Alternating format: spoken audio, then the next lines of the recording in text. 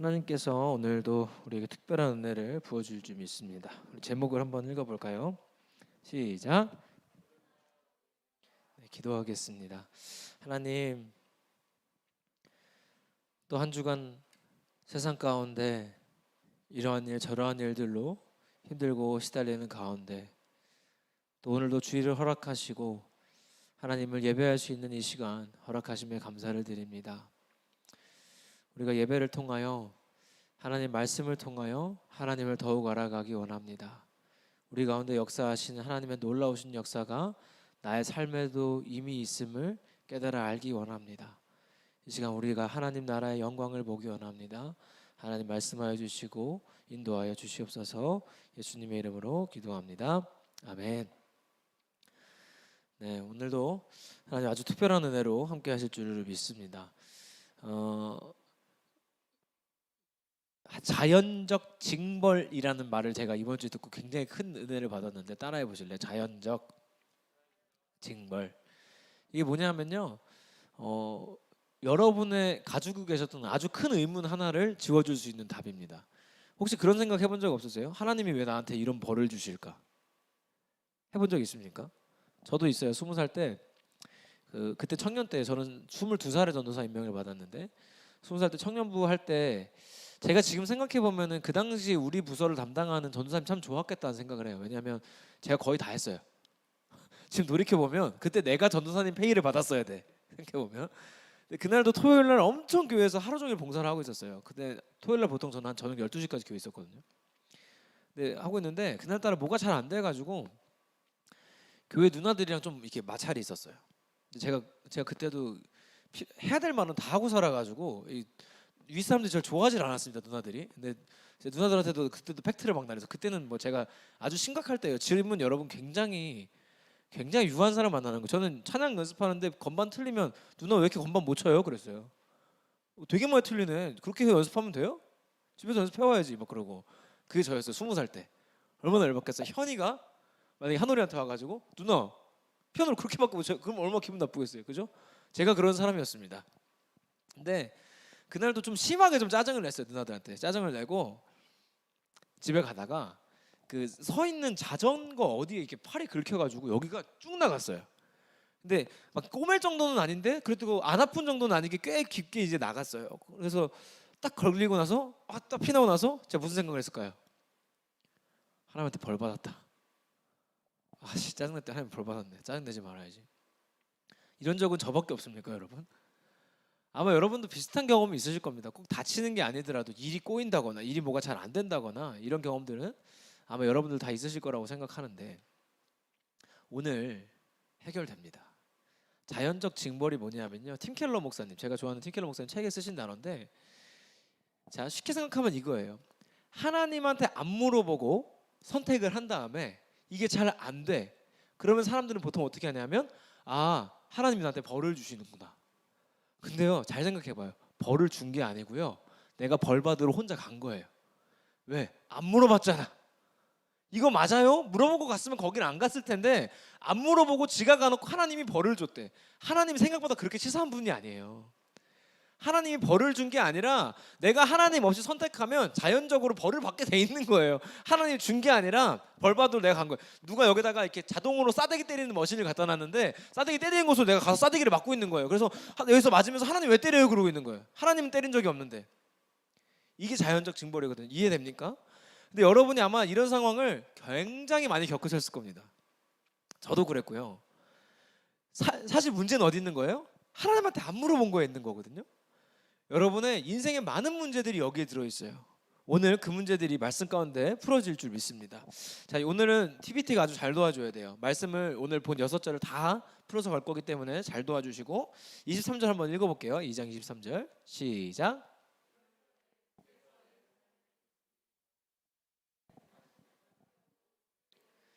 자, 예수님이 예루살렘에서 어떤 표적을 했을까요? 주여 자, 지지난주에 가나에서 포도주를 바꾸시고요. 그 다음에 지난주에 예루살렘 들어오셔서 성전을 때려 부셨죠. 이게 표적이었어요. 그래서 쉽게 말하면 예수님이 성전을 때려 부시고 나니까 예수님이 인기가 많아졌다 이 말이에요. 그러면서 예수님을 따르는 사람들이 많아지고 저 예수님 믿어요 하고 사람들이 늘어났다 이런 말입니다. 그래서 24절 가볼게요. 그런데 예수님이 어떻게 하셨냐면 읽어볼게요.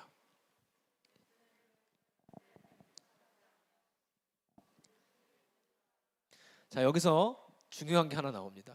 예수님이 친히 모든 사람을 아시는데요. 여기서 몸을 의탁하지 않으셨다 그래요. 근데 의탁한다는 말이 영어로 보면 intrust라고 나와요.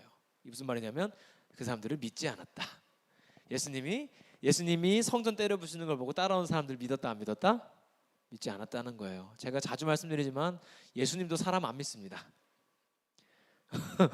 여러분, 사람은 믿는 대상이 아니라 사랑하는 대상인 거예요. 예수님도 그 사람들을 안 믿었어요. 지금이야 따라오지 언젠가 또 변할지도 몰라 하고 예수님도 우리가 얼마든지 떠날 수 있는 사람이라는 걸 알고 있습니다. 단 사랑하니까 안 떠나길 바랄 뿐이지.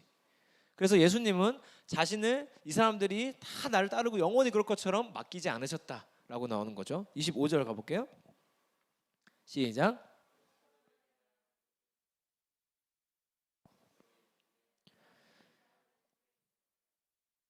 그들에게 예수님이 몸을 의탁하지 않으셔도 되는 두 번째 이유가 나오는 거예요. 그게 뭐냐면 누구의 증언도 필요 없어요. 왜? 예수님이 하신 표적들로 이미 예수님이 하나님이시라는 게 다 증명이 되기 때문에 특별히 누군가의 증언이 필요하다 필요하지 않다? 필요가 없다는 겁니다.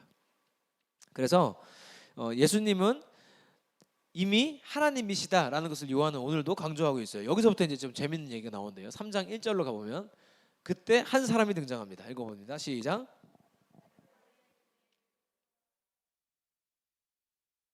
이게 생각보다 중요한데요. 원래 요한은요 누구를 그렇게 소개를 잘하는 사람이 아니에요. 지난주에 봤던 신랑 신부가 결혼하는데 신랑 이름이 뭐고 신부 이름이 뭐고 그것도 안 나오잖아요. 근데 니고데모가 바리새인이라는 것까지 알려주면서 나오는데 이 중요하기 때문에 그래요. 중요한 게 뭐냐면 자 이거는 상식적으로 청년들은 꼭 아세요. 유대인들 중에도 종류가 있죠. 바리새인이 있고 사두개인이 있어요. 들어는 봤죠? 못 들어봐서 지금 들으면 돼요. 자 근데 자 세례 요한한테 네가 그리스도냐라고 물어보려고 찾아왔던 사람들 기억나십니까? 그 사람들이 어디서 왔냐면 사내들인 공회에서 왔어요. 그게 뭐냐면 70명짜리 국회라고 생각하시면 돼요. 국회의원들 모임. 거기에 파가 두 개가 있어요. 사두개파, 바리새파. 바리새파 사람들을 바리새인, 사두개파 사람들 사두개인이라고 부르는데 바리새파는 누구냐면요. 지금으로 따지면 쉽게 설명하면 목사님이랑 국회의원 겸직한 거고요. 사두개파는 그냥 정치인이에요. 그러면은 누가 더 정치적으로 힘이 많을까요? 투자 파는 사람이랑 하나만 하는 사람이랑 당연히 사두개파죠. 그래서 사두개파는요 정치적으로도 로마랑 동방도 결탁이 잘 돼 있고 정치적 입지가 좋아요. 그거 쉽게 생각하면 쉽지 않겠지만 어쨌든 비유하자면 우리나라 따지면은 사두개파는 여당이고 바리새파는 야당이에요. 니고데모는 그러니까 주류 세력이 아니에요. 비주류 세력이에요. 바리새인이다라는 것은 니고데모는 비주류 세력이던데 그 사람이 어떻게 했냐면 2절입니다. 시작.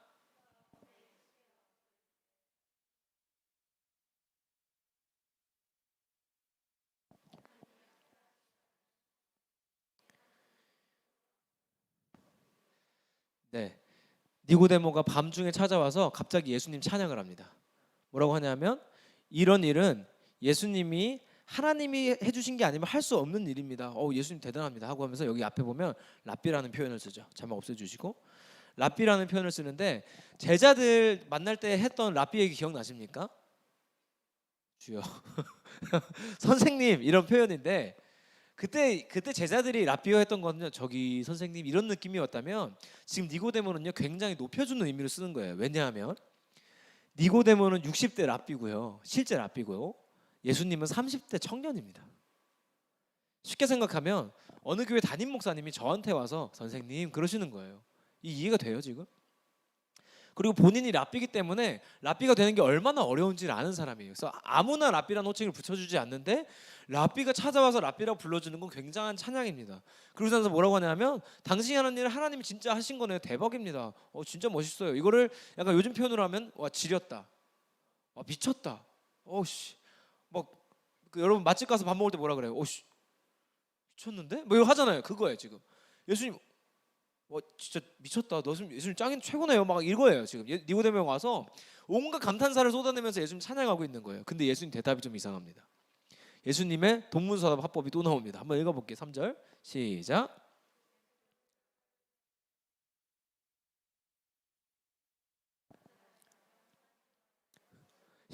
아니 이게 뭔 소리야? 약간 그 느낌이죠. 예수님 진짜 최고.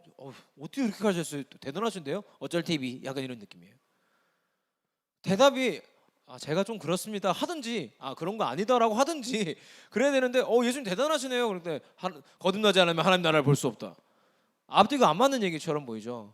근데 여기서 우리가 잘 알아야 되는 게 있어요. 요한이 자주 사용하는 기법인데요. 예수님이 이 말을 하시는 데는 세례요한 때도 똑같았어요. 상대방의 의도에 대한 대답인 경우가 많아요.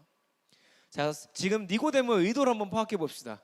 정치적으로 비주류인 이 정치인이자 종교인인 랍비 니고데모가 한밤중에 지난주 6월절에 성전을 때려부시면서 유명해진 예수님을 찾아온 이유는 뭘까요?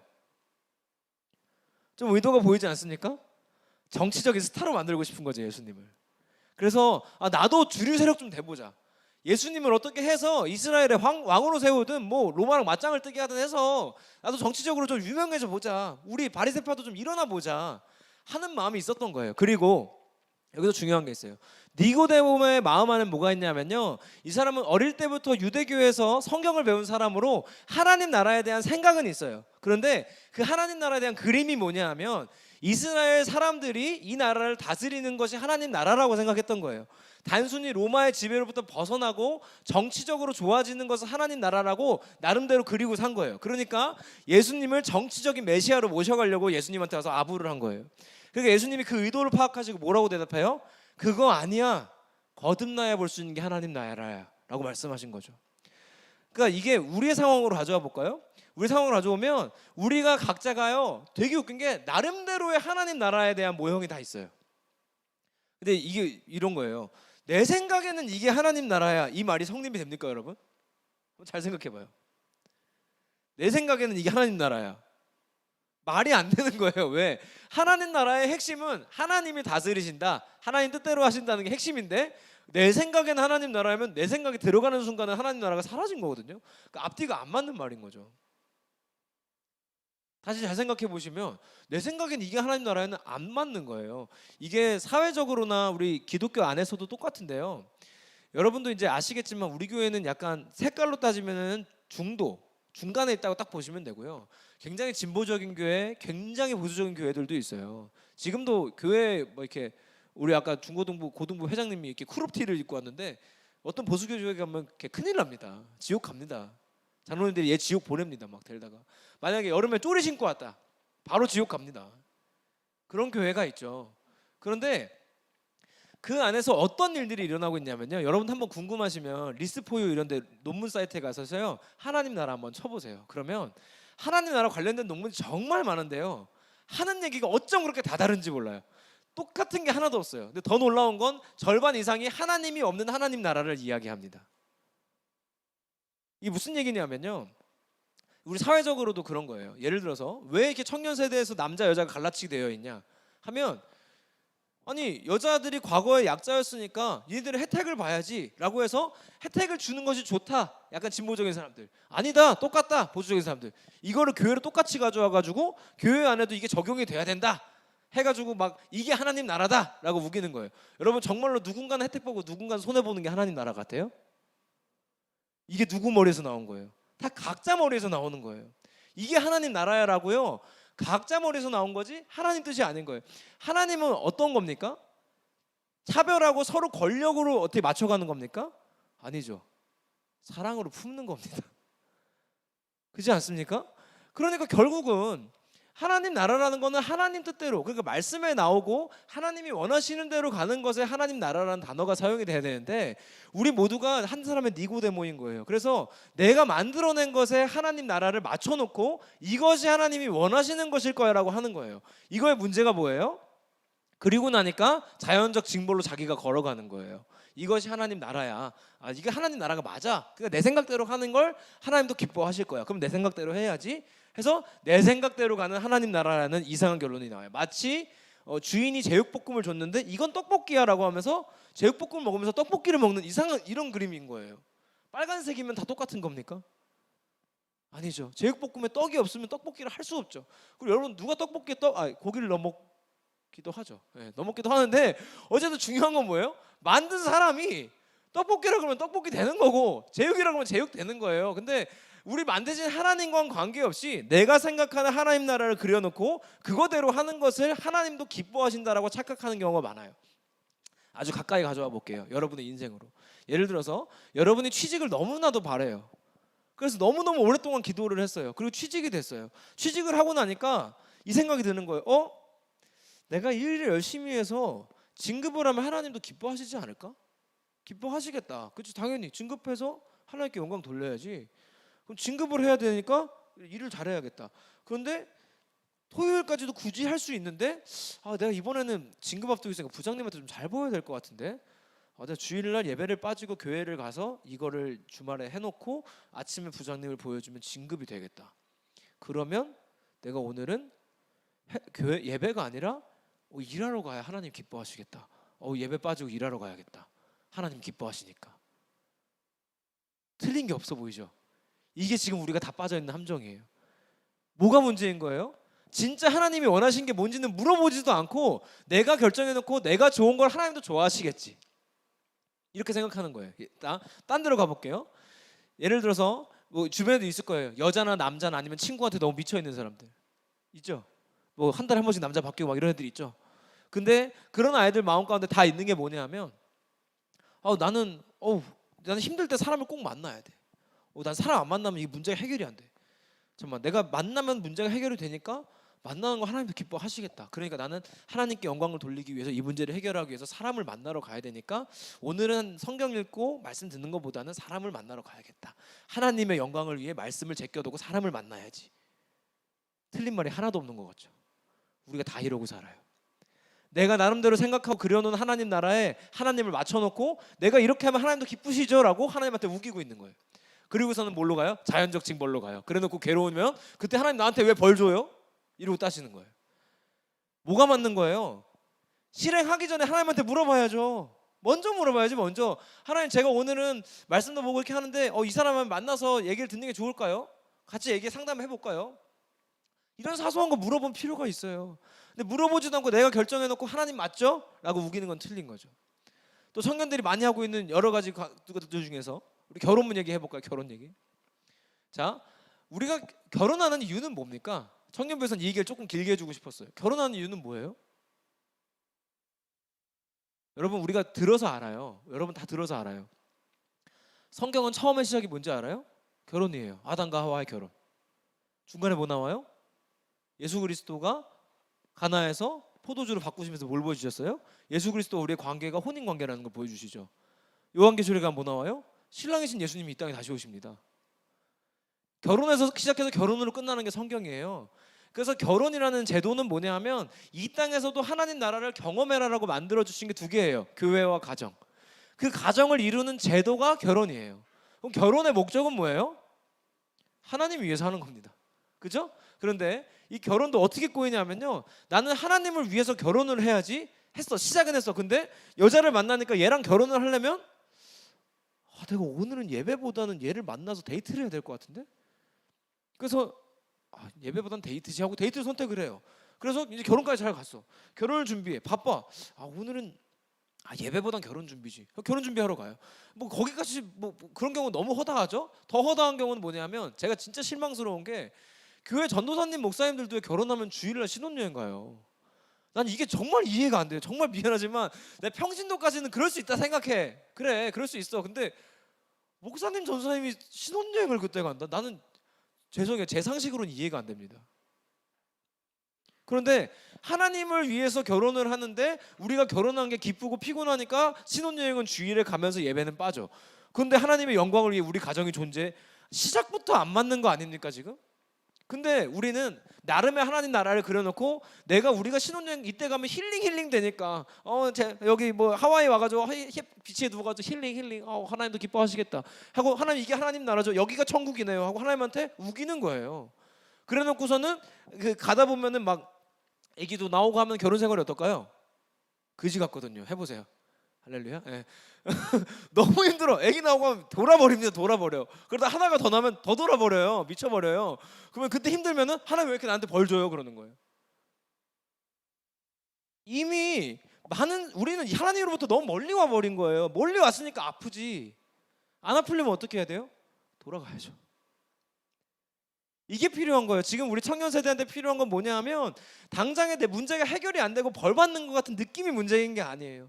내가 나름대로 만들어 놓은 하나님을 두고 그걸 하나님 나라라고 우기고 있기 때문에 문제가 해결이 안 되고 뱅글뱅글 계속 도는 거예요. 하나님은 벌 주시는 분이 아닙니다. 단지 우리가 하나님 나라를 회복하기 원하시는 겁니다. 자, 그럼 회복은 어떻게 하냐? 오늘 마지막 말씀에 답이 나와요. 거듭나야 하나님 나라를 볼 수 있다고 예수님 말씀하십니다. 자, 반대가 아니에요. 하나님 나라를 보여줄 테니까 거듭나라가 아니에요. 거듭나야 하나님 나라를 볼 수 있어요. 안 보이는 이유가 뭐예요? 거듭나지 않았으니까. 거듭나는 게 뭐예요? 우리 본 어게인, 많이 부른 찬양, 다시 태어나는 거예요. 다시 태어나야 하나님 나라가 보여요. 다시 태어나는 방법이 뭐예요? 예수 잘 믿는 거예요. 예수님 믿고 예수님 믿기 전에 나는 사라지고 예수님 믿은 후에 내가 거듭나면 그때부터 하나님 나라가 진짜 보인다는 거예요. 어떤 원리냐면 해야 변하는 역사예요. 다시 한번, 해야 시도해야 변해요. 예를 들면 나는 성경을 하나도 읽지는 않지만 변화되기 원해. 나는 운동은 하지 않지만 몸짱이 될 거랑 똑같은 말이에요. 이게 가능합니까? 나는 밥을 많이 먹지만 살을 뺄 거야. 이거 앞뒤가 말도 안 되는 소리잖아요. 나는 오늘 살을 빼기 위해서 피자를 8조각 처먹을 거야. 이거는 안 되죠. 예, 사우나 가서 땀 안 날 거랑 똑같은 말이니까 말도 안 되는 거죠. 그거랑 똑같은 거예요. 나는 예배를 빠지지만 나는 하나님의 영광을 위해 살 거야. 안 되는 거예요. 먼저 해야 변하는 거예요. 해야 변해요. 거듭나야 하나님 나라가 보여요. 목사님, 가정이 하나님 나라가 될 수 있습니까? 예. 어떻게? 거듭나면. 거듭난 사람 둘이가 다 하나님 앞에 거듭나면 그 가정은 하나님 나라 됩니다. 왜 우리가 이걸 믿지 못하는지 알아요? 우리가 자라오는 환경 가운데 가정에서 하나님 나라를 경험해 본 적이 없어요. 우리 엄마 아빠를 보면 결혼은 하지 말아야 되는 거구나라는 생각밖에 안 들어요. 그래서 이 시대가 결혼 안 하려고 하는 거 아닙니까? 그런데요, 우리가 조금만 생각을 바꾸고 하나님 앞에 거듭나기를 다짐하면요, 달라집니다. 전 지금도 후회하지 않는 선택이 하나 있어요. 그게 뭐냐면 제가 결혼할 때만 해도 신혼여행을 당연히 멀리 갈 수 있었기 때문에, 지금은 뭐 다들 제주도밖에 못 가지만 갈 때만 해도 멀리 갈 수 있었기 때문에 저는 하와이를 갔어요. 근데 2월 10일에 결혼했는데 3월 첫 주에 갔습니다. 왜 이렇게 늦게 가냐 하면서 양가 어른들이 다 반대를 하셨어요. 그래서 저는 주일 지킬게요. 이거는 뭐 양가에서 다 오케이, 목사님들이니까. 근데 제가 뭐였었냐면 2월 마지막 주에 저희 캠프가 있었어요. 중간에 제가 갔다 와도 스태프들이 일을 다 합니다. 근데 저는 거기에 오는 청소년들이 어떤 마음으로, 또 거기에 있는 목사님 전사님들 어떤 마음으로 이 아이들을 데리고 온지 너무나 잘 알기 때문에 그렇게 하고 싶지 않았어요. 내 생을 걸고라도 이거는 잘해내야 되는 거기 때문에 이거는 단순히 내가 자리를 비우고 마냐의 문제가 아니다. 그리고 내가 거기 가서도 편하게 놀 수 없을 것 같은 생각밖에 안 들었어요. 그래서 많이 양해를 구했습니다. 그때만 해도 김다현 전사가 일할 때기 때문에, 사실 그때 학교에서 일할 때라서 방학 때 가면 아주 편한데 방학 끝자락에 가면 힘들잖아요. 방학 끝자락에 겨우 걸쳐가지고 3일절 껴가지고 아마 겨우 갔다 왔던 게 지금도 기억이 나요. 하와이도 주일 지켜야 되니까, 그래도 토요일에도 귀국하면 비행기 일정 때문에 주일 못 지킬 수도 있으니까 우리 아까워도 3박 5일만 가자 해서 월요일 갔다 금요일에 왔어요.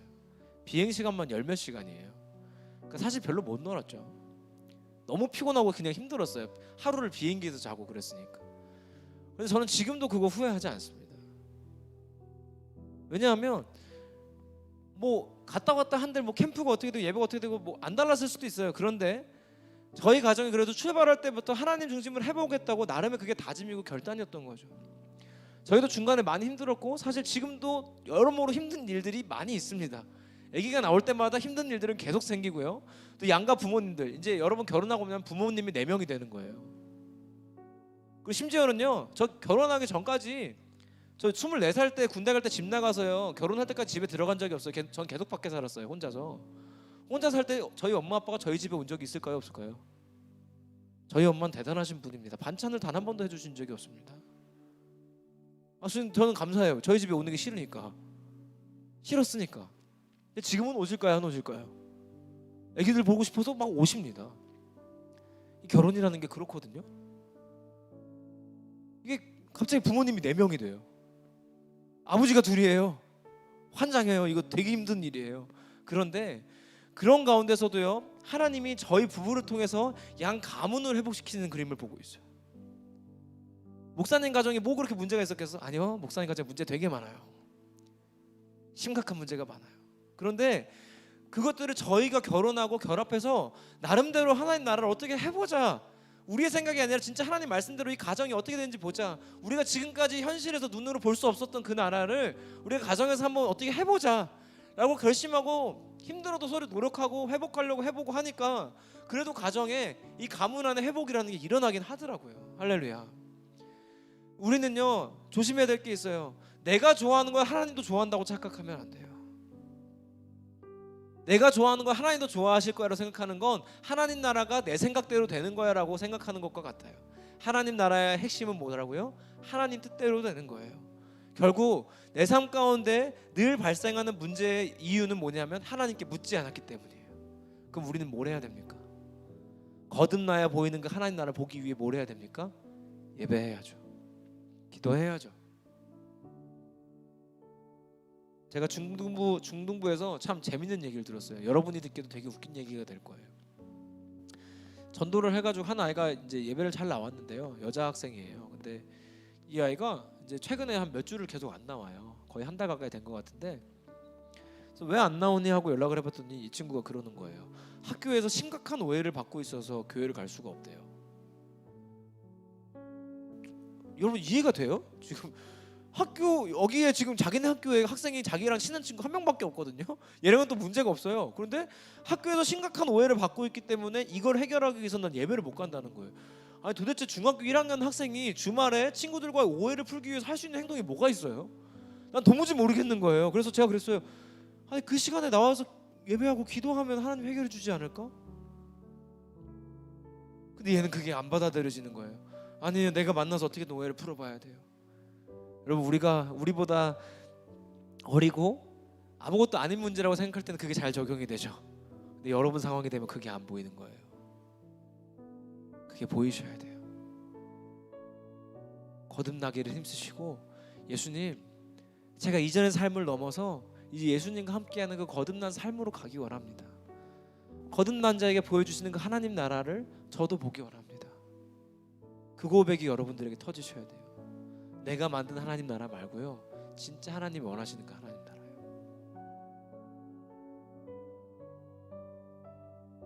정리해 볼게요. 결국 우리는 하나님이 원하시는 하나님 나라가 아니라 내가 원하는 하나님 나라를 만들려고 했기 때문에 힘들었던 거예요.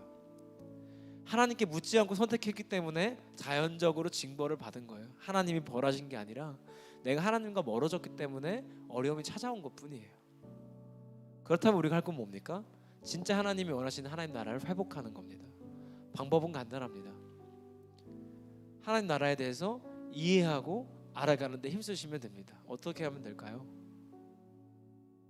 말씀을 읽으십시오. 말씀을 읽는 게 어려우시면 말씀을 들으십시오. 만약에 나는 그것도 어렵다 하면 저희 교회 얼마나 환경이 좋아요. 유튜브에 영상 다 올라가고 새벽기도 말씀 매일 카톡방에 다 올라오고 너무 쉽지 않습니까? 듣기 힘들면 틀어라도 두세요. 그리고 진짜 하나님이 오늘 나에게 원하시고 주시고자 하는 말씀이 뭔지를 매일매일 듣고 쫓아가기를 힘써보는 거예요. 달라질 수 있어요. 거듭나야 보이는 거예요. 보인 다음에 바뀌는 게 아니고 거듭나야 보이는 거예요. 여러분에게 보여주시는 그 하나님 나라의 놀라운 영광이요, 진짜 보여지기를 소망합니다. 여러분들에게도 그 나라의 영광이 여러분의 삶을 바꾸는 일들이 되기를 바랍니다. 눈 감아 보실까요?